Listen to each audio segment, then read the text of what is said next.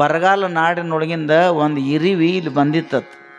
ಹ್ಞೂ ಅನ್ರಲ್ಲೇ, ಹ್ಞೂ ಯಾಕೆ ಅನ್ಸನ್ ಗೊತ್ತೇ, ನೀವು ಕೂತಿಲ್ಲ ಇಲ್ಲ ಪಕ್ಕ ಲಕ್ಷ್ಯ ಐತಿವ ಎಲ್ಲೋ. ಬರಗಾಲ ಅಂದ್ರೆ ಗೊತ್ತಿಲ್ಲ, ಆ ಕಡೆ ಮುಂದೆ ಬರಗಾಲ ನಾಡಿನಾಗ ಬೇವಿನ ಗಿಡದಾಗ ಒಂದು ಕುಟುಂಬ ಇತ್ತು ರೀ, ಇರುವಿದ ಕುಟುಂಬ ರೀ. ಅಲ್ಲೇ ಬೇವಿನಕಾಯಿ ಬೀಜ ಅದ, ಬೇವಿನ ತಪ್ಪಲ ಅದ, ಉಪ್ಪು ಆ ಥರದ ಪಲ್ಯ, ಆ ಥರದ ರೊಟ್ಟಿ ಅದರ ತಿಂದು ಮಾಡಿ ಇದ್ದು ಬೀಜ ತಿಂದ. ಮತ್ತು ಕ್ಯಾಟ್ ಬಿಸಿಲ ಬೇವಿನ ಗಿಡದ ಅಂದ ತಿಂದಿದ್ದು ಕ್ಯಾಟ್ ಸ್ವರ್ಗಿತ್ರಿ, ಎಲ್ಲೋ ಅಳಗಾಡಕ್ಕೆ ಬರವಾತಾಗಿತ್ತು. ಒಂದು ಇರಿವಿ ಅದು, ಈ ದೊಡ್ಡ ಕಟ್ಟಿ ಇರುವಿ ಅಂತಲ್ಲ ಇರಿವಿ. ಭಾಳ ದಿನಕ್ಕೆ ಬೀಗರ ಊರಿಗೆ ಬಂದಿತ್ತತ್ತ ಅದು ಕಟ್ಟಿಗೇರಿ. ಇಲ್ಲಿ ಅವ್ರು ಬೀಗರಿದ್ರು, ಅದು ವಿಜಾಪುರ ಮುಂದಿಂದ್ರಿ, ಇಲ್ಲಿ ಕಟ್ಟಿಗೇರಿ ಬಂದಿತ್ತು.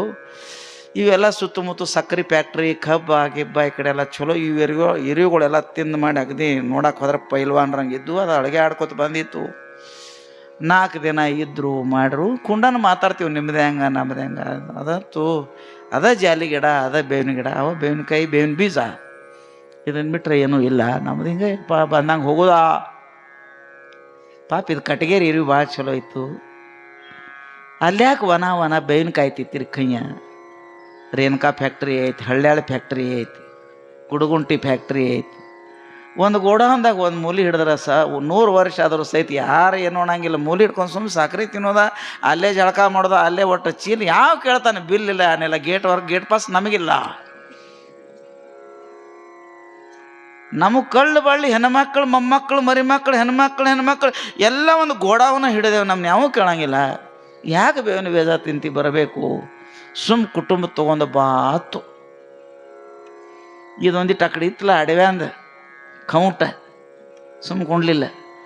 ಕುಟುಂಬ ತೊಗೊಂಡು ಹಿಂದಿಂದ ನೋಡೋಣ, ಕಿತ್ಕೊಂಡ್ಬರೋದು ಬೇಡ, ನಾವು ಭಾಳ ದಿನ ಅಲ್ಲೇ ಇದ್ದೀವಿ. ನಾನು ಒಂದು 4 ದಿನ ಇದ್ದು ಇಲ್ಲಿ ಹವಾಮಾನ ನೋಡ್ತು ಹೊತ್ತು. ಪಾಪ ಇದು ಬೀಗ್ರಲೆ ಕರ್ಕೊಂಡು ಗೋಡಾವನಕ್ಕೆ ಹೋಗಿ 1-2 ದಿನ ಬಾತ್ ಕಳ್ಳು ಬಳೆ ಕರ್ಕೋತ್ರಿ. ದಿನ ಸಕ್ಕರೆ ಕಡೆ ತೊಗೊಂಡು ಹೋತು. 15 ದಿನ 20 ದಿನ ಒಂದು ತಿತ್ತು ಸಕ್ರೆ. ಇದೇನು ಹಿಂಗೇನಿತ್ತಲ್ಲ, ಇದೇನು ಸುಧಾರಣನ ಆಗವತ್ತು ನೀವು ಹೇಳ್ಬೇಕು. ಅದತ್ತು ಯಾಕೋ ಸಕ್ಕರೆ ಯಾಕೆ ಹೆಂಗೆ ಅನಿಸ್ತೈತಿ. ಒಂದಿನ ಆತು ಎಟ್ಟು ತಿಂದ್ರೆ ಸೈತಿ ಸಕ್ಕರೆ ಕಹಿ ಐತಿಪ್ಪ. ಅಲ್ಲೋ ಸಕ್ಕರೆ ಕಹಿ ಹೆಂಗಿರ್ತೈತಿ, ಸಕ್ಕರೆ ಕಹಿ ಹೆಂಗಿರ್ತದ. ನಾ ಮಸ್ತ್ ಬೆಳತಾನ ತಿನ್ನಿ ನಶಿಂಗಿನ್ಯಾಗ ಒಟ್ಟು ಎಲ್ಲ ತಿಂದ್ರು ಸಹಿತ ಕೆಟ್ಟ ಕಹಿ ಒಂದು ಮನಿ ಐತಿ. ಇದು ಕಟ್ಟಿಗೇರಿದು ಏನಿತ್ತಲ್ಲ ಇರಿವು ಭಾಳ ಶಾನೆ ಇತ್ತು. ಇವಂದಾರ ಬಿಸಿಲಾಗ ಹೊರಗೆ ಬತ್ತು ಹಿಂಗೆ ಬಿಸಿಲಾಗ ಮೋತಿ ಮಾಡಿ ಬಾಯಿ ತೆಗಿಯತ್ತು. ಬಿಸಿಲಾಗ ಹೊರಗೆ ಕರೆದು ಬಾಯಿ ತೆಗ್ಯಾನ. ಈ ಕಟ್ಟಿರಿ ಬರುತ್ನ್ಯಾಗ ಒಂದು ಸಣ್ಣ ಬೀಜ ದವಡ್ಯಾಗ ಹಿಡ್ಕೊಂಡು ಬಂದಿತ್ತು. ಏನು ಮಾಡಿತ್ರಿ, ಸಣ್ಣ ಒಂದು ಬೇವಿನ ಬೀಜ ಹಾದಿ ಬುತ್ತಿ ಅಂತಾರೆ ಗೊತ್ತೇನ್ರಿ. ಅದು ಬರುತ್ನ್ಯಾಗ ಹೇಳ್ರಿ ಇದನ್ನ ಆಗ್ಬೇಕತ್ತ ಇದನ್ನು ದವಡ್ಯಾಗ ಏನು ಹಿಡ್ಕೊಂಡಿತ್ತಲ್ಲ, ಸಕ್ಕರೆ ತಿನ್ನುತ್ನ್ಯಾಗ ಉಗುಳಿದ್ದಿಲ್ಲ. ಅದು ಹಂಗೆ ಒಳಗಿತ್ತು, ಅಡಿಕೆ ಹಿಡ್ಕೊಂಡಂಗೆ ದವಡ್ಯಾಗ ಹಿಡ್ಕೊಂಡು ಕೂತಿತ್ತು. ಎಷ್ಟು ಸಕ್ಕರೆ ತಿಂದ್ರು ಸಹಿತ ಸಕ್ಕರೆ ಬೀಜಗೂ ಕೂಡ ಹೋಗಿ, ಬೀಜ ಇತ್ತಲ್ಲ ಬೀಜಗೂ ಕೂಡ ಕೂಡಿ ರಸ ಆಗಿ ಅದು ಒಳಗೆ ಕೈಯಾಗೆ ಹೋಗ್ತಿತ್ತು ವಿನಃ ಸಕ್ಕರೆ ರುಚಿ ಹತ್ತಲಿಲ್ಲ. ಆವಾಗತ್ತು ನೀವು ಒರೆಸ್ ತಿಂದ್ರೆ ಬಿ ಅದು ಕೈ ಹತ್ತೋದು. ಏನಾತು, ಯಾಕೆ ಹಿಂಗ್ಯಾಕಾತು ಆತತ್ ಕೇಳ್ತತ್ತ. ಆ ಬಿಜಾಪುರ ಇರುವಿಗೆ ಹೇಳ್ತತ್ತ, ತಮ್ಮ ಎಲ್ಲಿವರೆಗೆ ಬಾಯಾಗ ನಿನ್ನ ಬಾಯೆಲ್ಲ ಕೈ ಮಾಡುವಂಥ ಬೀಜ ಇಟ್ಕೊಂಡಿದ್ದಲ್ಲ ಬೇವಿನದ, ಅದನ್ನು ಉಗುಳಲಾರ್ದ ಈ ಸಕ್ಕರೆ ನಿನಗೆ ರುಚಿ ಹತ್ತಂಗಿಲ್ಲ. ನಾವು ಕಾಶಿಗೆ ಹೊಂಟೇವಿ, ನಾವು ರಾಮೇಶ್ವರಕ್ಕೆ ಹೊಂಟೇವಿ, ಎಲ್ಲ ದೇವಸ್ಥಾನಕ್ಕೆ ಹೊಂಟೇವಿ, ಎಲ್ಲ ಪುರಾಣ ಕೇಳತ್ತೇವಿ, ದೀಕ್ಷಾ ತೊಗೊಂಡೇವಿ, ದಿನಕ್ಕೆ 2 ಹೊತ್ತು ಲಿಂಗ ಪೂಜೆ ಮಾಡ್ತೀವಿ.